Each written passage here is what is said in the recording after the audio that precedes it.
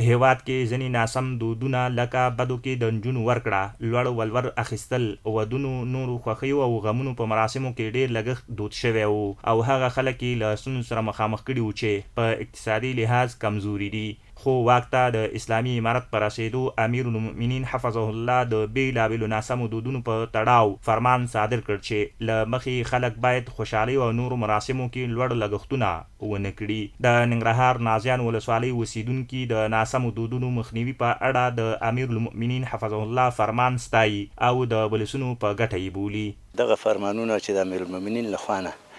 راځي دا زمونږ د ولس ډېر زیات په ګټه باندې ولسونه ټول خوشحاله دي دې نه. نو مونږ داسې یو چې یو خو دا زمونږ ځوانان په ودو باندې شي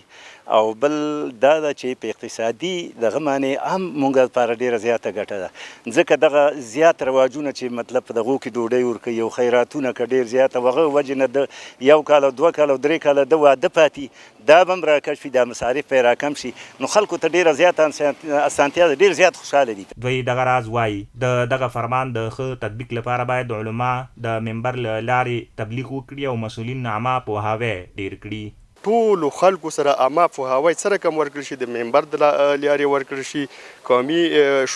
غونډې جوړې شي. نو دا کېدای شي چې د دې نه دغه زموږ د قوم دپاره غټه فایده وکړه او فایدهناکه تمام شي، ځکه چې کومه خبره چې امیر المؤمنین کا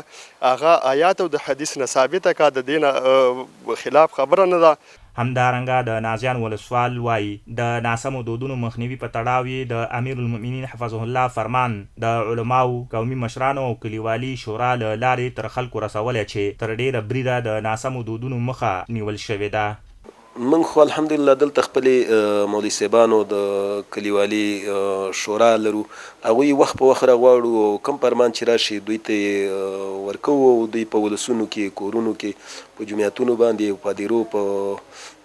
جنازګاو کې د خلکو ته بیانوي او الحمدلله ډېر زیات کار په دې باندې شوی دی او نازیان ولسوالي